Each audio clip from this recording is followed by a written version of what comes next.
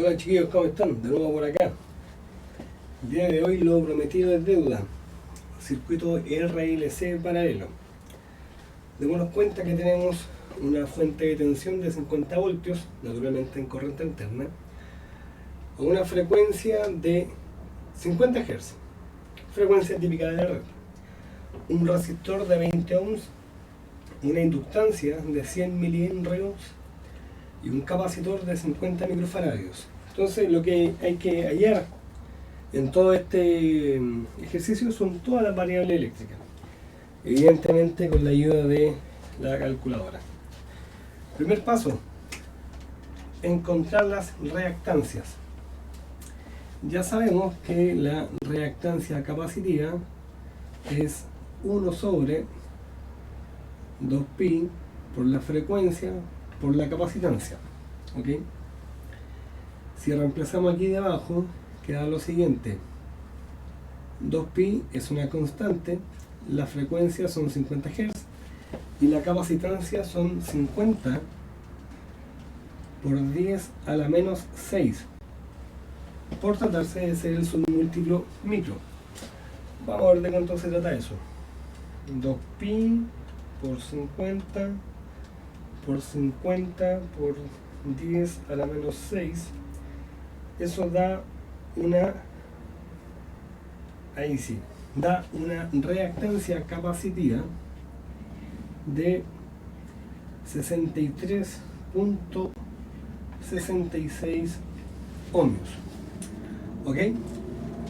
De igual forma vamos a determinar la reactancia inductiva, que como ya sabemos, la reactancia inductiva es simplemente 2pi por la frecuencia por la inductancia. Si reemplazamos los datos acá, queda 2pi por 50, que es la frecuencia, y la inductancia en este caso son 100 milihenrios, o sea, 100 por 10 a la menos 3. Vamos a saber qué resulta de eso. 2pi por 50 por 100 exponente menos 3, y eso me da una reactancia inductiva de 31.41 ohms. ¿Ok? Esos valores los voy a botar acá en rojo para que no se los pierdan. La reactancia capacitiva dijimos que era 63.66 ohms. La reactancia inductiva, por otro lado, dijimos que era 31.41 ohms. Entonces ya voy a poder borrar acá. Ahora podríamos determinar de forma directa las corrientes que van a estar circulando por cada una de estas ramas, ¿cierto? O sea, una I sub R por este lado, una I sub L por este lado y una I sub C por este lado. Vamos a determinarlo de manera inmediata, ¿ok? Para después hacer unas pequeñas comprobaciones. Veamos. I sub R será la tensión aplicada dividido de la resistencia aplicada, ¿cierto? La tensión son 50 voltios, o sea, si reemplazamos acá, queda 50 sobre la resistencia, que es 20. Lo mismo que decir 2/5. Vamos a ver cuánto da eso. Y eso da 2,5. 2.5, y esto está en amperes. Y sub L será igual a ¿qué cosa? A la tensión aplicada dividido de la reactancia inductiva. Como es un circuito paralelo, la tensión es la misma en cada uno de los componentes. Entonces esto queda aquí 50 dividido de 31.41. Hacemos esta división, 31.41, y eso da 1.59 amperes, prácticamente 2 amperes, pero vamos a dejarlo así. de forma idéntica, I sub C, o sea, la corriente que pasa por el capacitor, será igual a la tensión dividido de la reactancia capacitiva. La tensión, como ya sabemos, 50 voltios, pero ahora dividido de la reactancia capacitiva, que es 63.66. Vamos a ver cuánto da eso. 63.66, y eso da una corriente muy pequeñita, 0.785 amperes. Esas ya serían las corrientes, ¿cierto? Pero aquí viene una pequeña magia, una pequeña explicación que viene después. Vamos a notar esos mismos datos acá para que no se los pierdan. Y sub R dijimos que es 2.5 amperes, y sub L 1.59 amperes, e I sub C es 0.785 amperes. Hasta ahí estamos perfectos. Podríamos, digamos, concluir, pero sin embargo hay que conocer la impedancia que van a ofrecer estos tres elementos a esta fuente de tensión. Y aquí hay que hacer una pequeña aclaración. Cuando el circuito era serie, era bastante sencillo, porque decíamos que Z era igual a la raíz cuadrada de R cuadrado más la diferencia de las reactancias al cuadrado, ¿cierto? Eso es válido sí, solo sí para el circuito serie, ¿ok? No es propio, digamos, para el circuito paralelo. Sería un error. Ahora, si se fijan acá, tenemos un circuito paralelo. Cuando calculamos con solamente resistencias, recuerden que cuando solamente habían dos resistencias, nuestra resistencia total, por llamarla de esta forma, era el producto de R1 por R2 dividido de R1 más R2. Esa forma de plantearlo es válido si solo si hay solamente dos elementos, pero aquí hay tres. Entonces, como no nos sirve esta expresión, teníamos que utilizar una similar a esta, y ya la van a recordar.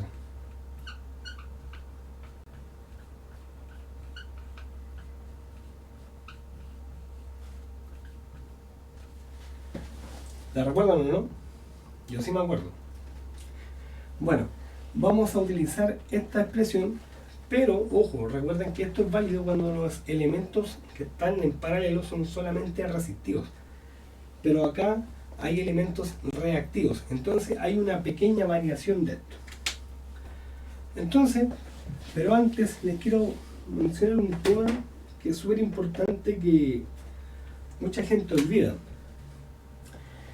Si para la resistencia teníamos, digamos, un recíproco, un inverso, que nosotros llamamos con la letra G, si teníamos la resistencia, el recíproco, el inverso, digamos, era la conductancia.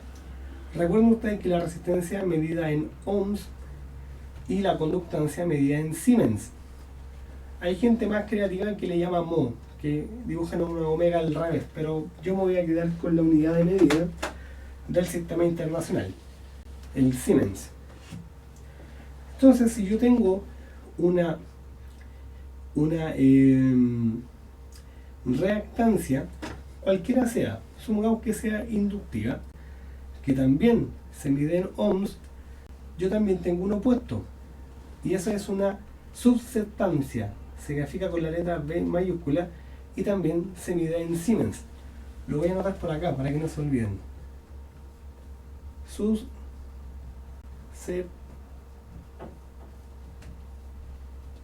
Susceptancia, ¿ok?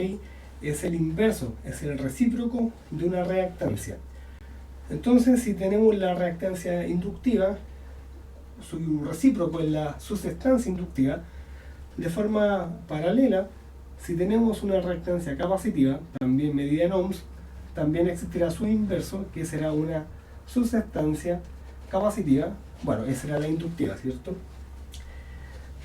Obviamente estas unidades también medidas en Siemens. Y si tenemos el concepto de impedancia, también tenemos el inverso, el opuesto, el recíproco, llamada admitancia. Se grafica con la letra Y mayúscula y evidentemente también se mide en Siemens, ¿ok? Que son las unidades que corresponden al Sistema Internacional de Unidades. Habiendo explicado esto, vamos a hacer lo siguiente. Para este caso, nuestra impedancia Z, que va a estar acá, va a estar definida con la siguiente expresión. Z será igual a ¿qué cosa?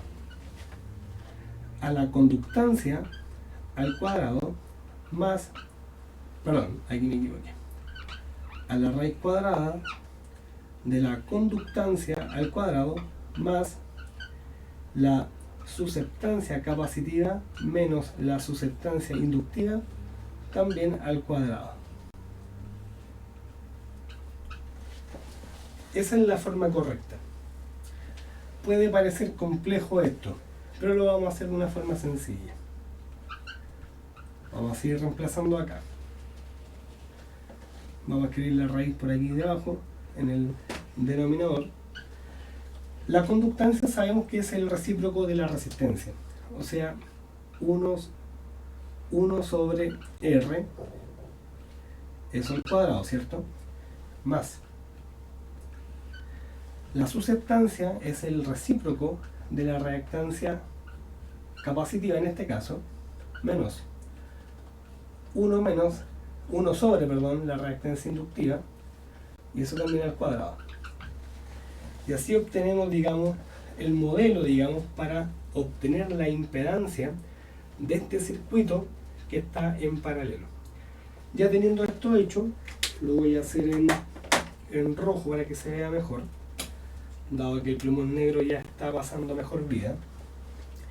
Vamos a ir reemplazando los datos que están acá.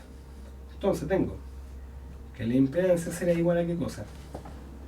Trazamos la línea de fracción, una raíz bien grande por acá, y empezamos. 1 sobre la resistencia, 20 ohms. Y eso al cuadrado, ¿ok? Más, abro un paréntesis, 1 sobre la reactancia capacitiva, que está aquí, ¿cierto? 63.66. Vamos a ordenarlo bien. Ahí sí. Menos el recíproco de la reactancia inductiva, que en este caso es 31.41 ohms. O sea, una cosa así.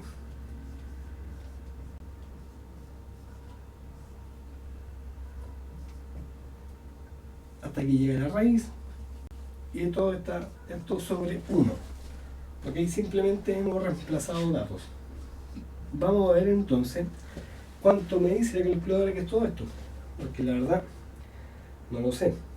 Entonces yo creo que 1 debajo raíz paréntesis línea de fracción 1 sobre 20, cierro el paréntesis al cuadrado, más, abro otro paréntesis, línea de fracción 1 sobre 63.66, escribí mal, 63.66 menos línea de fracción 1 sobre 31.41, cierro el paréntesis y lo elevo al cuadrado, y eso me da una impedancia de 19.03, y esto está en ohms, ¿ok? Ojo, porque esta es la forma de la impedancia. Si quisiéramos calcular la admitancia, es simplemente cosa de sumar, pero estamos encontrando el recíproco. Y como ya sabemos, el recíproco de la impedancia es la admitancia, pero ahora a nosotros nos interesa solamente el valor de la impedancia. ¿Ok? Vamos a notarlo por acá. La impedancia finalmente es de 19.03 ohms. Habiendo explicado y desarrollado todo esto, voy a borrar acá para ver qué pasa con las corrientes.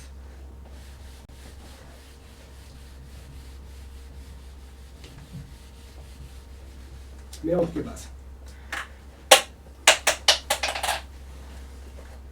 Podemos calcular la corriente total que está circulando por acá, ¿cierto? Claro, y esa corriente, llamada I, será igual simplemente a la tensión aplicada dividido de la impedancia. Si reemplazamos, la tensión aplicada es 50 voltios y lo vamos a dividir de la impedancia. Esto es 19.03. 19.03. Vamos a ver cuánto da eso. Eso da 2.62.7 amperes. Ok, esa es la corriente que está saliendo por acá. Pero acá, para ver si todo esto está correcto, tenemos que llevar a una comprobación bien interesante. Nótese aquí que hay nodos, ¿cierto? Entonces, debemos comprender si es que se cumple la ley de corrientes de Kirchhoff, que dice lo siguiente, que la sumatoria de las corrientes que ingresan a un nodo son iguales a las que salen. O sea, la corriente que entra por acá tiene que ser necesariamente la sumatoria de esta corriente más esta más esta. Vamos a ver si es verdad. Vamos a ver si es verdad esto. Y acá esta sumatoria de corrientes también es naturalmente pitagórica. Veamos qué sucede. Vamos a ver qué pasa. Tenemos a IR cuadrado menos IC menos IL cuadrado. Esa sería la expresión. Vamos a ver qué sucede. Reemplazamos acá. IR, ahí está, 2.5 cuadrado. Esto es más, perdón, porque es una suma pitagórica, perdón. Más. Y C, aquí está, 0.785 menos y sub L 1.59, eso al cuadrado. Vamos a ver cuánto da esto. Sería 2.5 cuadrado más 0.785 menos 1.59, cierro el paréntesis al cuadrado, y eso me da 2.62 amperes.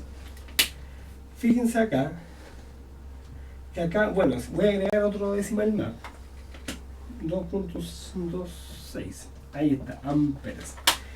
Nótese que la corriente que hemos calculado, determinando simplemente como cociente entre la tensión aplicada y la impedancia, dio este valor, ¿cierto? Pero previamente habíamos determinado las corrientes por cada una de estas ramas, ¿cierto? Tanto por la resistencia, por la inductancia, como por el capacitor. Y podemos comprobar que la sumatoria, o sea, que aquí se está aplicando la ley de corrientes de Kirchhoff. Como ya sabemos, la corriente que ingresa por este nodo será obligatoriamente la suma de esta rama, más esta rama, más esta rama. Entonces sería un error, digamos, sumar algebraicamente, o sea, sumar de manera directa, porque estaríamos desconociendo que es una suma pitagórica. Entonces, por eso tiene esta forma. ¿Ok?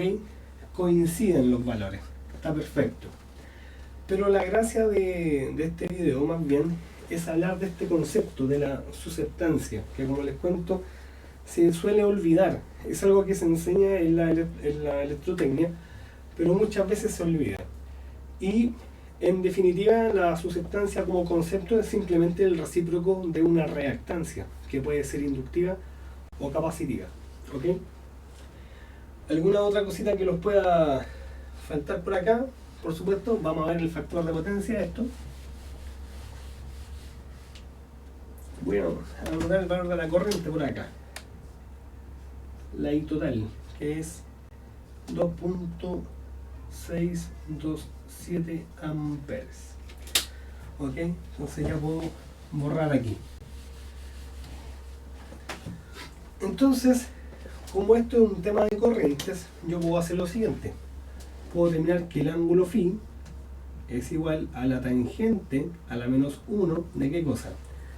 De la corriente en el capacitor menos la corriente en el inductor dividido de la corriente en el resistor. Vamos a ver qué pasa acá. Perdón, estoy un poquito resfriado. Reemplazamos tangente a la menos 1 y C, ¿dónde está? Y C es esto,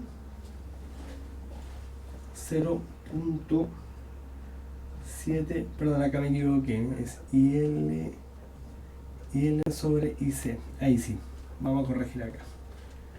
IL es 1.59 menos la IC, que es esto que está acá, 0.785, todo eso dividido de IR.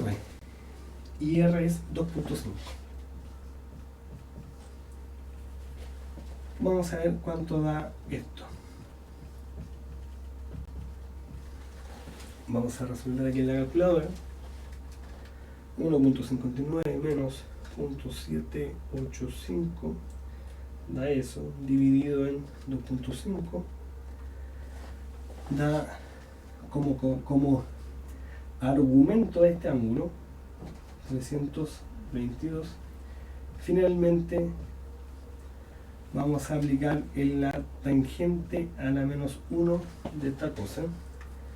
Entonces tangente a la menos 1 de 0.322 y nos da un ángulo phi de 17.84 grados.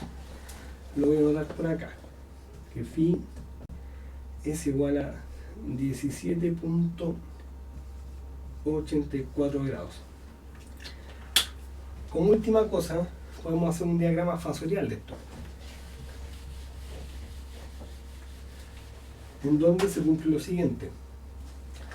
Como el circuito es paralelo, la tensión es constante en cada uno de los elementos, por tanto va a ser nuestro fasor de referencia.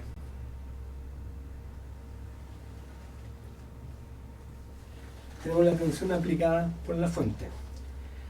La tensión que aplica sobre el resistor siempre va a estar en fase, va a estar en 0 grados y va a ser algo menor. Entonces, vamos a hacerlo bien. Y sub R estará ahí. La corriente siempre se adelanta 90 grados con respecto al fasor de referencia. Por tanto, IC estará acá. Y sub C. Mientras que por otro lado, la corriente en el inductor se retrasa 90 grados. ¿Me quedo derecho? Sí. 90 grados con respecto al fasor de referencia. ¿Ok? Ahora, si nos damos cuenta, la cantidad de corriente inductiva es mucho más grande que la corriente, digamos, capacitiva. O sea, si lo aterrizamos un poquito a la realidad, esto sería una cosa así. Yo sé que esto no está graduado, pero yo sé que ustedes me van a entender. Entonces acá uno hace la resta. Como este valor es mucho más grande, obviamente el fasor va a estar cargado hacia abajo. Vamos a decir, a modo de ejemplo, que está aquí. Entonces hacemos la regla del paralelogramo.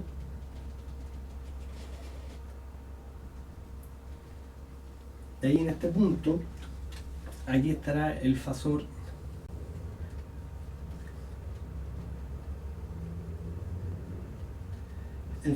I, o sea, la corriente que está saliendo por acá. Y evidentemente ese es el ángulo phi. Si bien acá me aparece negativo, yo lo tengo positivo, le cambiamos el signo simplemente. Cuando la corriente está en retraso, quiere decir que predomina como carga la carga inductiva. ¿Ok? En este caso vamos a buscar el coseno de este ángulo. Vamos a ver cuánto nos da. Coseno de 17.84. Y eso me da un coseno phi. Voy a anotarlo por acá para que se vea. Un coseno de phi de 0.951. ¿Ok? Recuerden que ese es un número puro, no tiene unidad de medida. La legislación chilena exige que el factor de potencia sea superior o igual a 0.95, según lo que indican los nuevos pliegos técnicos. ¿Okay? O sea, si este circuito fuera real, fuera parte de la realidad, estaría cumpliendo. ¿Okay? No habría ningún problema. Pero, si por algún motivo la corriente inductiva fuese más alta, digamos, porque hay más cantidad de inductores trabajando en esa instalación, habría necesidad de agregar también capacitancia de forma tal que se compensen entre ellos, de manera tal de conseguir este coseno phi, ¿ok? O ese factor de potencia, que en el fondo es lo mismo, ¿ok? Ahora, si eso llegara a suceder, vamos a suponer que sea un caso inverso, que el circuito es más capacitivo, digamos, que inductivo, o demasiado capacitivo, o demasiado inductivo. Aquí hay que agregar de forma independiente, digamos, una nueva capacitancia, digamos, de forma que logre contrarrestar, digamos, que el exceso de corriente inductiva, para así mantener un factor de potencia igual o superior al 0.95. Esa idea de agregar capacitancia a un circuito para conseguir un buen factor de potencia es lo que se conoce como corrección de factor de potencia. ¿Ok? Eso es lo que implica, digamos, o la finalidad de agregar capacitancia en una industria, por ejemplo, o en una instalación eléctrica, de forma tal de conservar un buen factor de potencia y así no tener que sufrir multas por parte de la compañía distribuidora. ¿Ok? Pero el tema del factor de potencia va a ser claramente un tema para otro video. Bueno, chiquillos, quería quedarme con este ejercicio. No es algo largo, digamos, no es tan extenso, pero sí hay cositas que se van quedando ahí en el camino que se suelen olvidar. Naturalmente lo pueden devolver a la parte que más les convenga, por si algo les haya quedado como duda. Y los comentarios, naturalmente, las sugerencias o algún tema nuevo que quieran ver. Esto ya está más asociado al segundo nivel, digamos, de electrotecnia o circuito eléctrico que se ven en corriente alterna.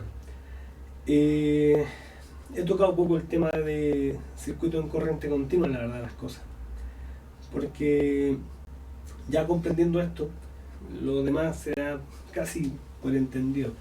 Pero si por ahí alguien está medio complicado y lo necesita repasar, lo escriben por ahí, no hay problema. Así que eso, chiquillos, espero que les haya gustado. Disculpen un poco la voz que tengo, estoy un poquito resfriado, pero gracias a un antigripal y algún analgésico se me va a pasar. Así que ya, chiquillos, ahí está lo que les había prometido. Chao, que estén bien.